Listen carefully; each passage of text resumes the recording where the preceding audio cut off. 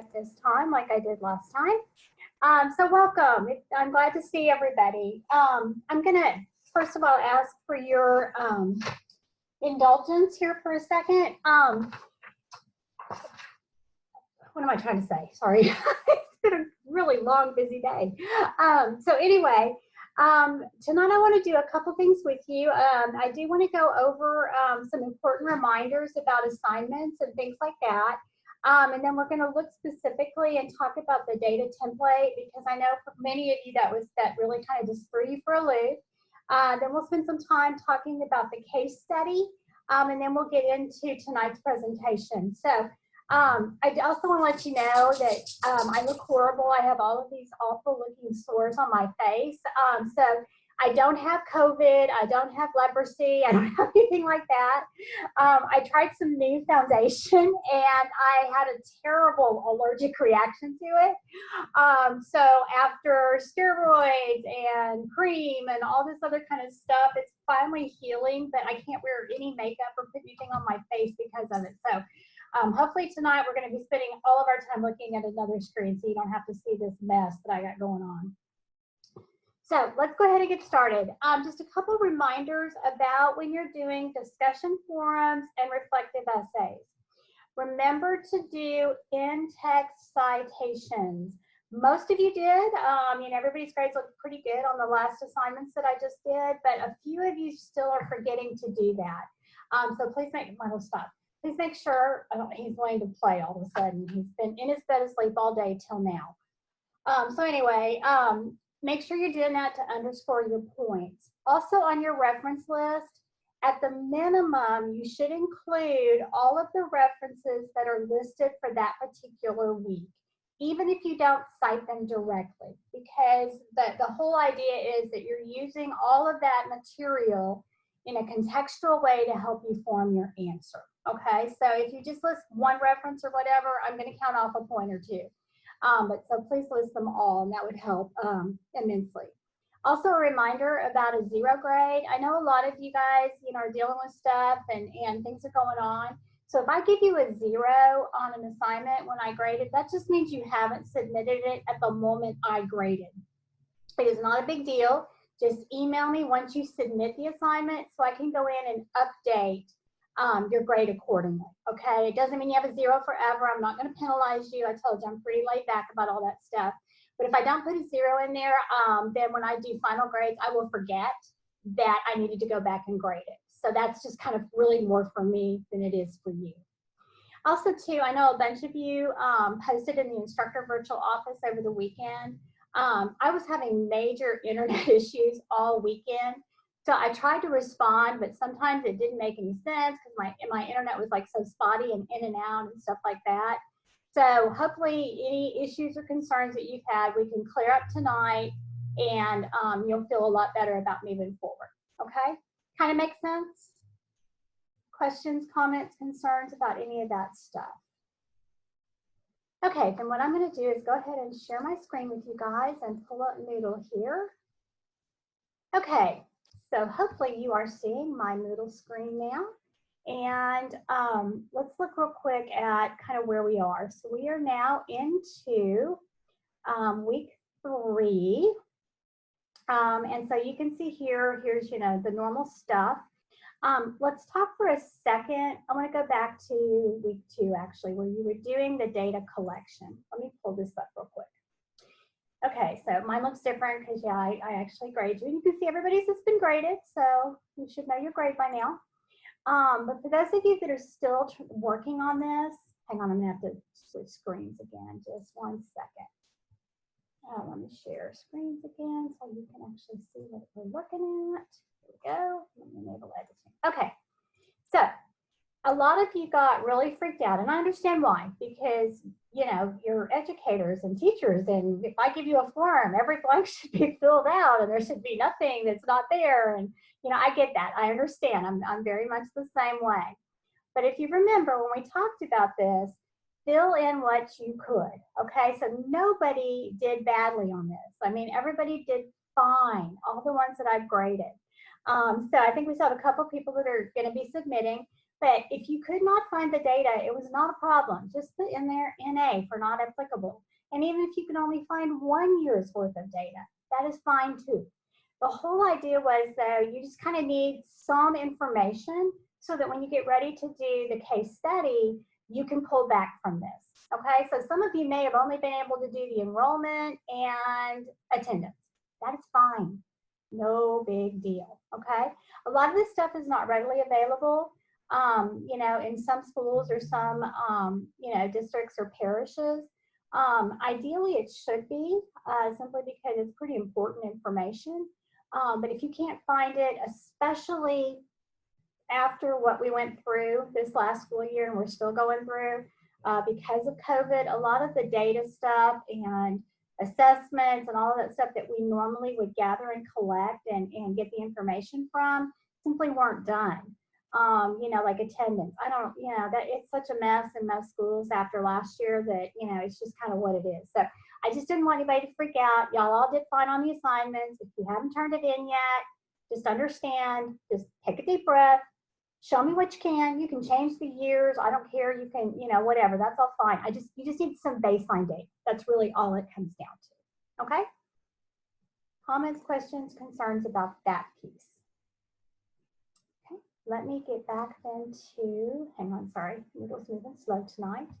So let's look for a minute about the case study. Because some of you, you know, one student told me they read it, they listened to it, they were totally confused and it just kind of overwhelmed them. So I sure don't want to do that for you. All right, so let me pull this up. Okay, and let me share my screen again. Hang on, share screen. Here we go. Okay, so you will notice in here, there are directions. The first one is actually the Word document.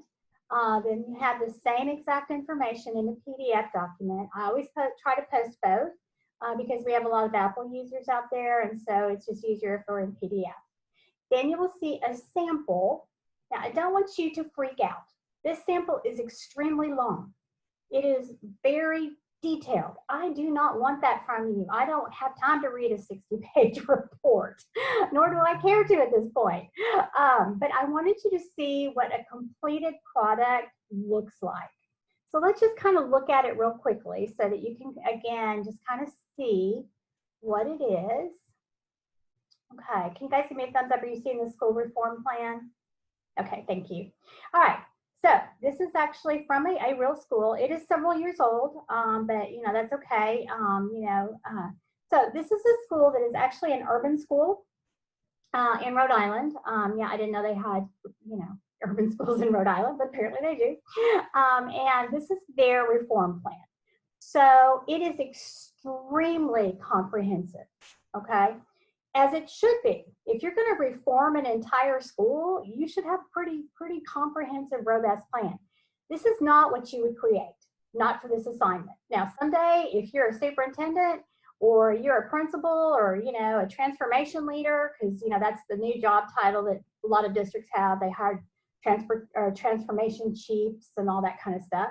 You probably could use this as a sample of kind of how you do this. So here's their overview about their school, okay? This tells you a little bit about the overview. And as you can see here, they have a transformation officer, Mrs. Patty D. Senso, okay? And it talks about budget and all that kind of stuff. Like I said, very detailed. This is not what you're gonna do for me for this assignment. Then it talks specifically about the needs. But as you're going through and you're doing your template, when it's asking you for needs and you're like, I don't really know what that means, this is just a nice sample. So you can look at this and say, oh, okay, that makes sense. I can find that information, okay? And again, I don't expect charts and graphs and all this stuff. This is simply a sample that talks about all the different aspects that when you're gonna do a transformation plan for a school or a district or you know, a series of schools, whatever, this is the kind of information that you would have, okay? You know, what are our benchmarks, etc. So again, I'm not expecting this. This is simply for you. If you get stuck on a section, you can go to this resource and say, oh, okay, I see what they mean. Or here's some ideas, okay? It's just an exemplar, not necessarily a model, okay? All right, so let me go ahead and go back to, hang on, let me close that part out and go back to Moodle here and pull up the actual template. Okay, let me share again, share screen. Okay, so here we go. Real simple, you're gonna put the school and the date, okay? You can just ignore this. So all you're gonna do is for your overview, you're gonna fill out these bullets. That's it, okay? You don't even have to do all of them. I would like to see at least 3 to 5 bullet points. I gave more because some people do want to include more information, but you know, kind of the general rule for me is 3 to 5 bullet points, okay? So you're going to tell me, you know, who helped with the, if you were, let me rephrase that. If you were going to do a school transformation plan, who would you have that would help you? So if I were a campus principal and I was going to do this, I definitely want input from my teachers, from my parents, from my staff members, from my community members, and possibly even some students, okay? You can list three groups or you can list 5 groups. Okay, so what is your description and of process and tools used? Very simply. I would identify a core group to form the transformation committee. We would have meetings, we would develop our plans of action, we'd look at needs assessments, etc. Okay, and again, no more than 1 paragraph. I'm not asking you guys to write a dissertation. Please do not. Okay, what does your organizational structure look like? And that can be pretty simple. Again, you can just say that, you know, that we are a 9 through 12 campus with a principal, 2 assistant principals, you know, 22 teachers, 13 staff members, and I don't know, 300 students, okay? Context and rationale for structure, you don't even have, right here, all you're gonna do is just say that this is the configuration that was developed and determined by the school board or by your county or whatever, you know, the organization is, okay? And again, I don't want a whole lot of information here, okay? Budget needs. So again, you know, it's kind of like this is sort of your dream plan. So what do you think you would need to really transform a school? So, you know, let's say that you wanted to have smaller class sizes. So the context would be, I would list no more than 3 to 5 needs here, okay? So let's say I want to do smaller class sizes, I want to do extended day, I want to do a fully implemented RTI model, I want to do peer-to-peer tutoring, and I want to institute a mentoring program, okay? So those would be my needs right here, that's the context. Then what is my current status? Well, my class size right now is 1 to 31, okay? So I would like to get it down to 1 to 20. For a mentoring program, I don't have a mentoring program, so I need one, that kind of stuff. Okay, so it's just you kind of explain what your need is, where you are currently that brought you to that need. So needs for the future, I'm sorry, current, and then it asks for intermediate. On that part, so it might be that, let's say that if I want to lower class sizes, I'm going to do that over a 2-year period. So if I've got 20 teachers now with a ratio of 1 to 31, I want to drop it 1 to 20. I haven't done the math, so just bear with me. Let's say I need to add 5 teachers. So my intermediate need might be that I'm going to add 2 teachers in year 1, and then I'm going to add the other 3 teachers in year 2. Okay. Budget needs in 5 years. It could just be to sustain what you're building. Okay. So it's okay to put sustain, smaller teacher class size ratio, that kind of thing. And the same thing, or you can tell me that, you know, we're expecting for the school to grow because they're building a new apartment complex in our area. So in 5 years, we expect that our enrollment's going to grow by 20%. So we would need to increase our teacher, you know, staffing by 10%, that kind of thing.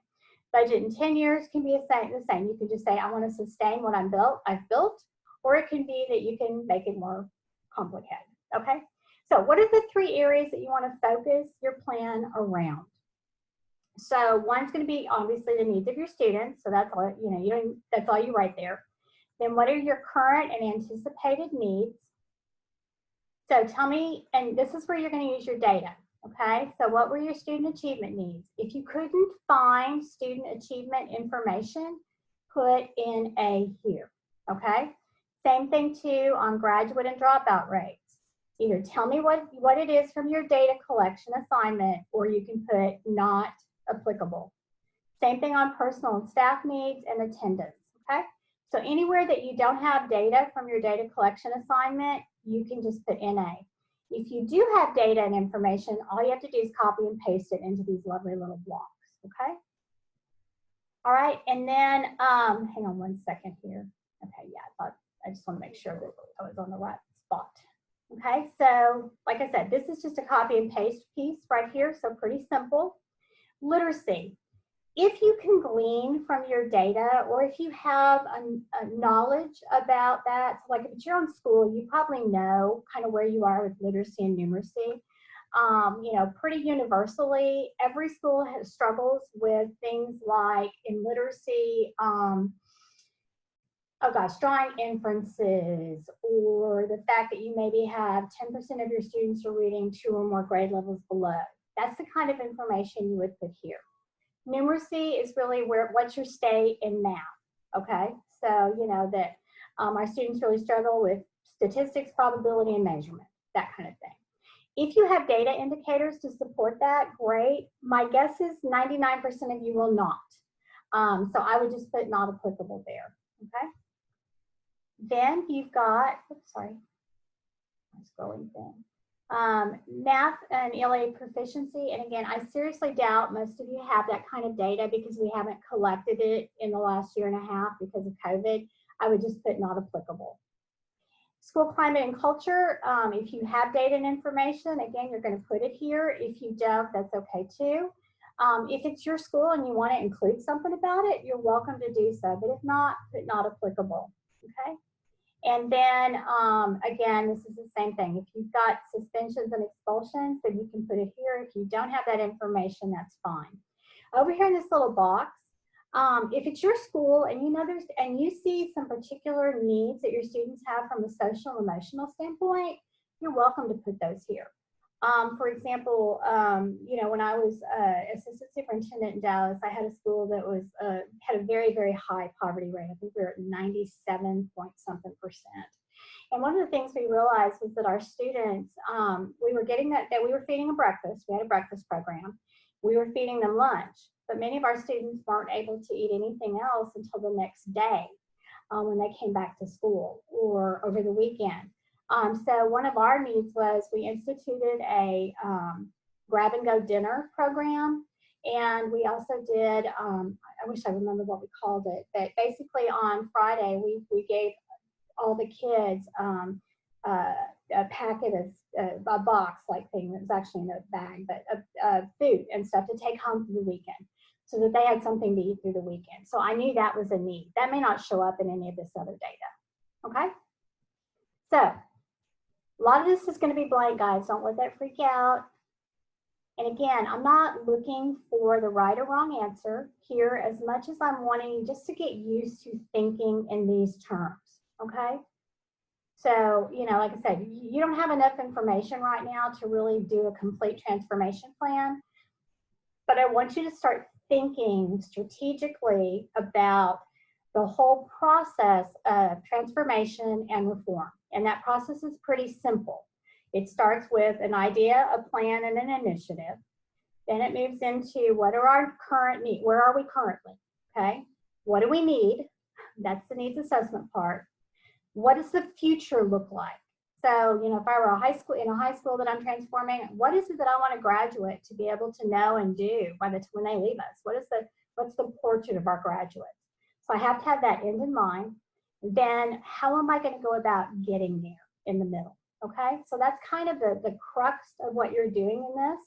And again, I'm not expecting, please do not give me a 60-page report. I will probably fail you simply on the fact that I'm not going to read that.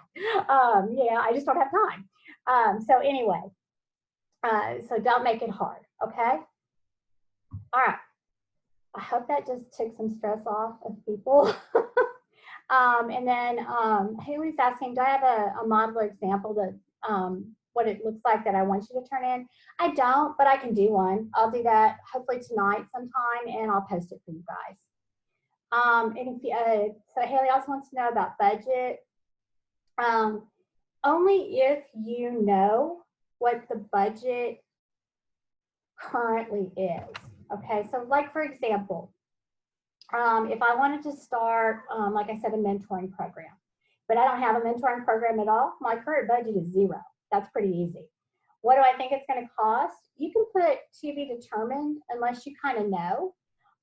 So, you know, for example, I know that my mentoring program that we did, because we used business and community volunteers, basically the only thing we had to pay for was we had to make badges for them when they came into the school. It was like $200, you know, so you can just kind of ballpark it, or you can just leave it the same.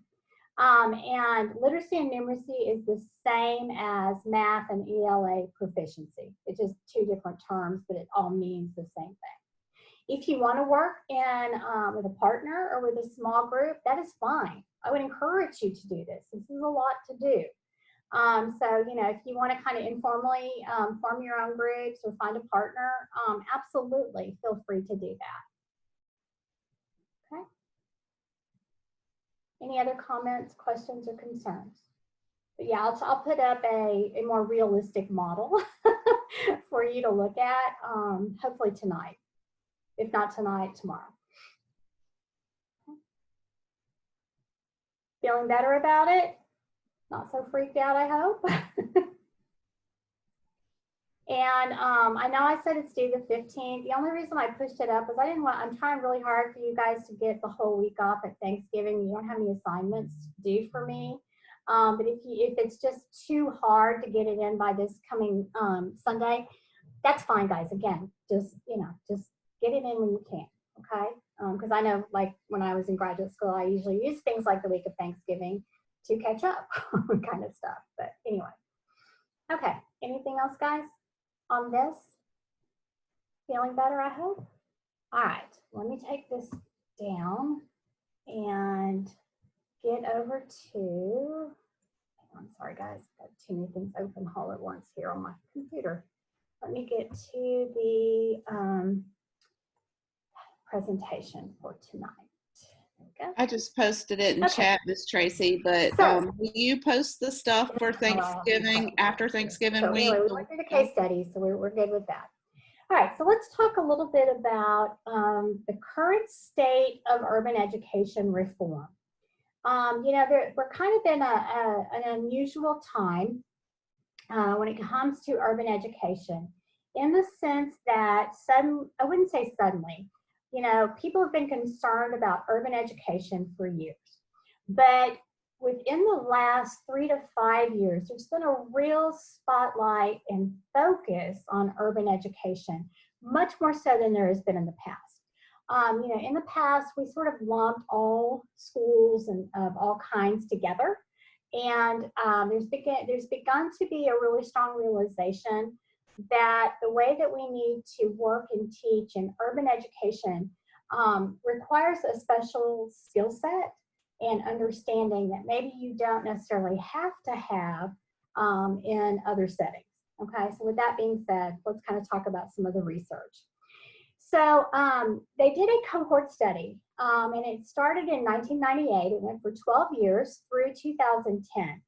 And in this study, they found that, and I know we're not surprised, we've all heard this, that the achievement gaps between the highest and lowest economic groups were very large. They were substantial. Again, that shouldn't be any big surprise to us. And unfortunately, over that entire 12-year period, the gaps never narrowed.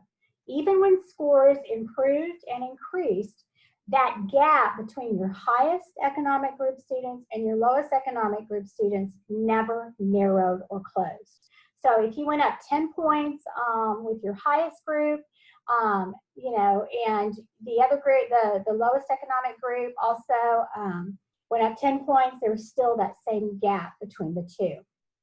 So after the study ended in 2010, they decided to expand it and continue it for another 8 years. So the next study went between 2010 and 2018. And really interesting what happened. So as we begin to think more about what really are the driving factors that really inhibit students and their learning, we became, I think, a little bit smarter about some of this stuff. So for example, one of the things that we know now is that when you think about gaps, and specifically in urban education, it's not so much driven by race or ethnicity as it is by the socioeconomic status of the student. So if you're comparing white students to Black students who are both from a lower socioeconomic family situation, and they're identified as impoverished based on the the National Poverty Index, their achievement is pretty similar. Okay, it's not a matter of race. It's really more a matter of poverty. That seems to be the driving factor behind why we have low achievement in many of our urban schools. So in this next study, one of the things that was good news was that those achievement gaps have not grown. Okay, so the good news is that they didn't continue to grow and expand. So hallelujah for that. But conversely, the achievement gaps have also not narrowed. They've stayed static, okay? So if you're thinking about those students from our higher economic groups versus those from our lower economic groups, while the gaps haven't expanded or haven't grown, they also are still there, and they are still significant. One of the things, though, that did change, it's a very positive outcome, is we found that our parent engagement, particularly for our students from impoverished backgrounds, has really increased significantly. So, for those of us that have been around and did this for a long time, I know back when I began, and I won't tell you what year, but it was several decades ago, we didn't have a lot of parent involvement. It's pretty rare to see parents up at the school unless it was more for those traditional PTA things. And then, now we look forward and we see that, parents do want to be involved, regardless of whether they're in an urban school, suburban school, or an affluent school. We just have to sometimes help and support them in what that looks like. Okay, so what is the root cause of our achievement gaps and the challenges that we face in urban schools? It really comes down to poverty, guys. That is the driving factor. For a long time, people focused on race and stuff like that. And while that can play a part when you think about it from a cultural standpoint, the real issue is poverty. And our students from impoverished backgrounds struggle the most in our schools. So we looked at, and this information comes from multiple research entities. So we're going to talk for a minute about, kind of what are the drivers, the barriers, and the opportunities for schools, particularly when we're thinking about reform.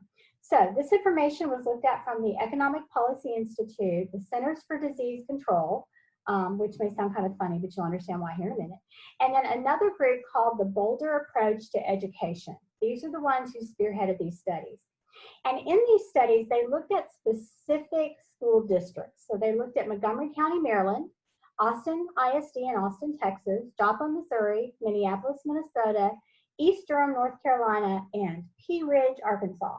Now, personally, I have no idea where Pea Ridge, Arkansas is, and I'm truly shocked that it would be considered an urban setting, but apparently it is. So let's keep going. Okay, so the most recent research that was cited in this was actually from Chaudhry, and he researched in 2017 as well as in 2019. So I'm sorry, I forgot to include the 2019. So one of the things that he found when he was looking at these particular schools and what they were doing to try to improve and reform education so that their students could be more successful, he found basically 4 things that were drivers, okay? So if they had a high quality early childhood education program, pre-K programs that are high quality really make a huge difference. He also found that when we do those things and we invest in that high quality early childhood education, it really does narrow that achievement gap between our most affluent students and our least affluent students. He also found that that focus on early childhood education, because you give those students such a great foundation and they are really prepared when they walk into that kinder or first grade classroom, just like their more affluent peers are, that foundation is sustained all the way through their entire pre-K-12 education. So those students continue to do well, and you don't see the gaps all the way through graduation. They also found, which was really promising, that that leads to success in adulthood. So what does that look like? So he found that high quality early childhood education included generally starting pre-K for age 3. Okay, most people think about pre-K starting at age 4. Pre-K 3 was a hallmark. Secondly, you had very highly qualified certified teachers. Okay, this was not a babysitting type program or a daycare type program or whatever. It was taught by certified, qualified teachers who knew and understood early childhood education. Thirdly, that when possible, this was not a half-day program, it was actually a full-day program. Because remember, part of the issues that our students in our urban schools face is that they lack experiential learning that, you know, many of our middle class and affluent students get. So by increasing that school day and making it a full day, they were able to fill in and scaffold some of that experiential learning that really was beneficial and helpful. And then the fourth thing was that there was a quality curriculum that was used to help drive what the teachers were doing with their students within class. Okay, so it's, again, it's not the you walk in and you just see kids playing aimlessly or whatever. It was very structured. There was a very strong curriculum and very strong teaching practice. Okay, so the Centers for Disease Control, who also participated in this study, found that if we invest in the physical and mental health of our children, especially our children in poverty, it will greatly increase their success rates. Okay, so they have developed what they call whole child approaches, and it includes things like combating hunger and making sure our kids have nutritious food and snacks and things like that. They also say that it's really important that we ensure enrichment opportunities. So our students from poverty, regardless of where they are in terms of grade level, they need access to high quality after school programs, summer programs, and longer school days. Without those supports, our students tend to fall behind because remember, they lack those things that a lot of our kids personally as teachers and educators, get at home. And so the school has to fill in those gaps. So why do we want to do this? Why is it important? Well, I think we could probably list a dozen reasons here, but based on the research, the reason that we need to look at why we need to reform urban schools is, number one, we've got to close those achievement gaps. We want to make sure that our students all graduate from high school ready for that next phase of their lives, so that they can have excellence and opportunity. We also know that this is how you propel economic growth. And there's a huge cry from the workforce for highly qualified, trained, and educated students. We also know too that our demographics are changing. More and more students are living in urban centers than ever before. And you know, so we're constantly being challenged to make sure that we do this. Obviously, I think it's a moral imperative, but you know, we also are feeling that public and political pressure. And I think if COVID has done anything, it has shown us, and it has blown wide open, that there is a huge digital divide for our students in urban schools. They do not have access to the technology that they need to be competitive in the workforce today. It's I think, like I said, COVID, you know, for all the problems it's caused, it has shown us and really sort of laid bare what that issue looks like. So what are some of the things that have been barriers historically? So, you know, this is asked in your case study, so you can use some of these. You know, we know that funding can be an issue, that there's either not enough funding, or when there is enough funding, that it is inequitably distributed. You know, so sometimes, you know, within a school district, you know, particularly a large urban center, you're going to have some affluent schools, and then you're going to have some very impoverished schools. So the funding that is used, sometimes they make it equal. Well, we all know that equal doesn't always mean that it's equitable. So, you know, what a student in an affluent school needs to be successful is not going to be maybe as much as what a student in another school needs to be successful. I'm not going to walk through all of these, but we also know too that we lack the skills, skilled teachers and leaders for many of our urban schools. So for example, one of our fastest growing student populations in the United States are students who speak second languages. So our second language learners need many times bilingual teachers, etc. The University of Texas did a study back in 2019 that showed that if just the Houston ISD were to hire every bilingual teacher graduate that came out of college in the entire state of Texas, they would still need 60% more teachers. So, you know, just we're not graduating enough people that have the skill sets to be able to effectively teach our students. And then when we do get them in the classroom, we don't always provide for them the kind of development and support that they need. So let me give you a concrete example. So many of you may be familiar with Teach for America. So Dallas ISD, when I was there, we went kind of whole hog into Teach for America. And we got some great teachers out of there. Do not get me wrong. I'm not sliding the program in any way. But what we found was that these teachers who were from Teach for America, they would come into our schools and they would do their commitment, which was usually 2 to 3 years. They had to sign a contract. They would stay with us. And as soon as they could get out of the district, they did. They went to a suburban school district. So because we weren't doing a good job as a system of developing and supporting them. So that can be a huge issue when we talk about all this. We also know too that there can be some really outside sort of things that impact our students. You know, and that can include negative influences in the community, whether it's gangs or drugs or criminal behavior, etc. Also too, that there is not enough support when we talk about pre-K-12 education. Most parents are pretty good about, even in our urban schools, that they will be somewhat involved in their child's education through elementary school. Then it slacks off by middle school. Then when you get to high school, it's either non-existent or it's only when they are hopping mad about something that's happened to their child. That's the level of parental involvement. And so we have to do a better job of helping our parents to understand that we need them to be there and support their children and their education all the way through grade 12. We also know too that a lot of our faculty and staff want to maintain that status quo. They're afraid of change, or you know, maybe they lack the skill set or the understanding of what needs to be done to positively impact change. So they tend to really kind of cling to that, that status quo that is present in the school. So how do we address this? So we know there's lots of problems. What do we need to do?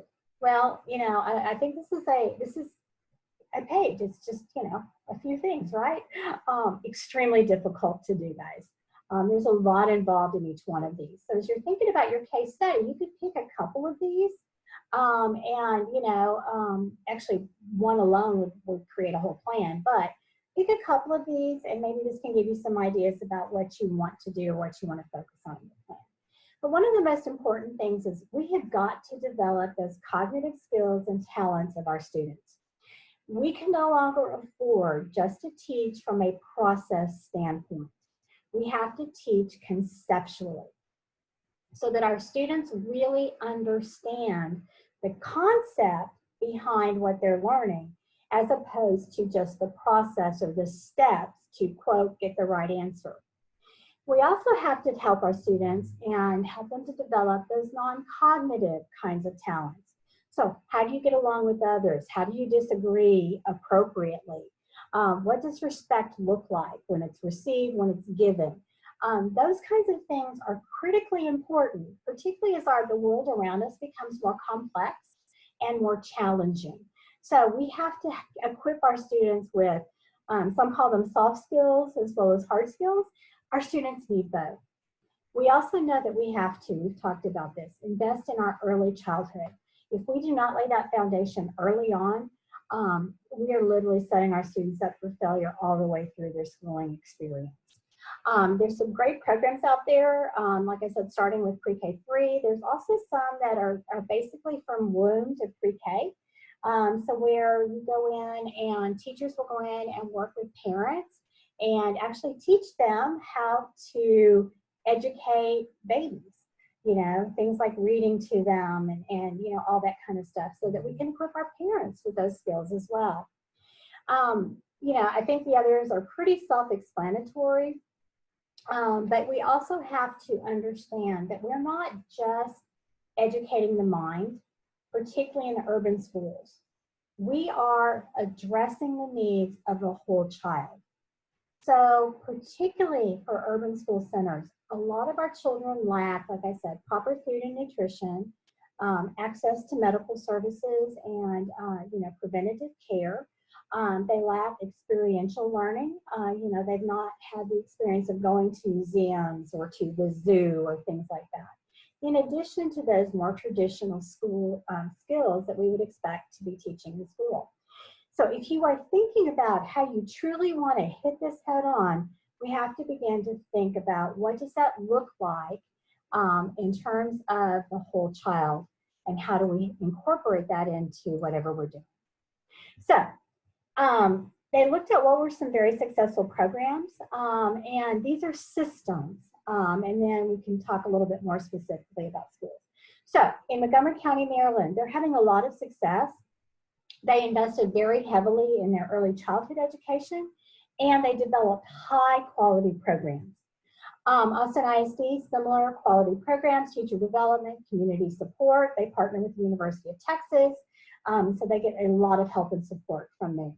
And then you can read the others as well and what these particular programs are about. Okay, so let's see, I think I just skipped a page. There we go. All right, so what are the conclusions? These are the keys that we know research has proven over and over. If we can make these things happen within a school system, particularly in our urban schools, that it's going to make a huge difference to our students.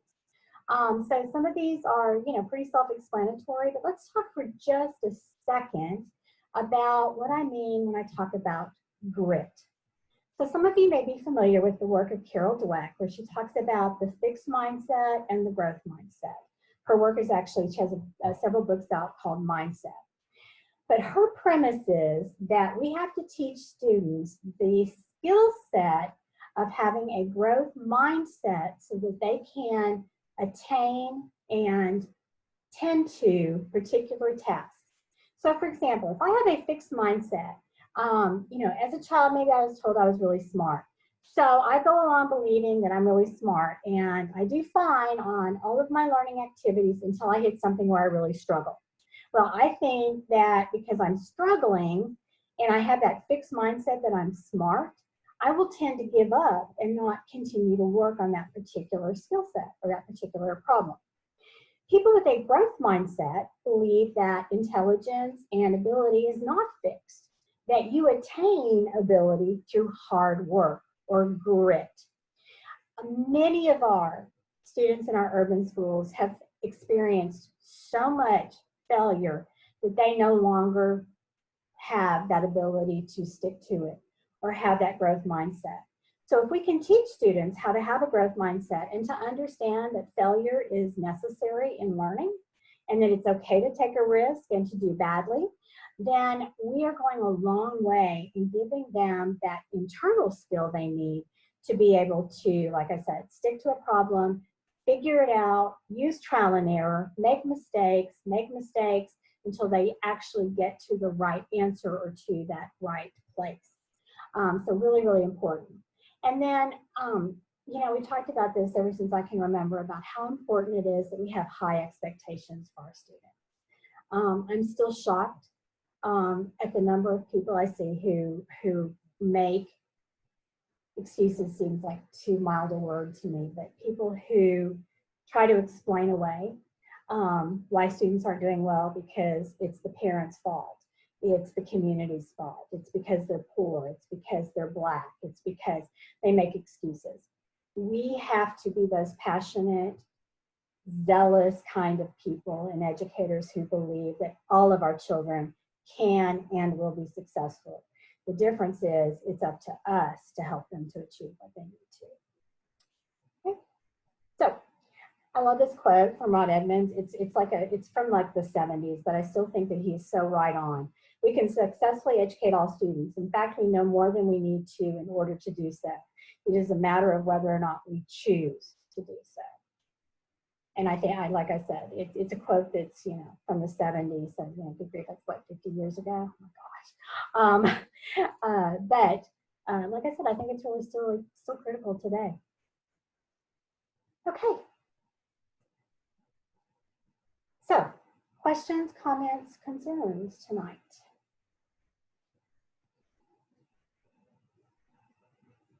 Okay, y'all making this too easy.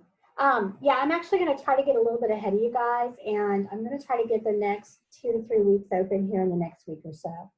So yeah, you'll have stuff that you can do if you want to work over Thanksgiving. If you don't, then you don't have to. Okay, y'all making this too easy tonight? No questions? Going once, going twice? I have a question.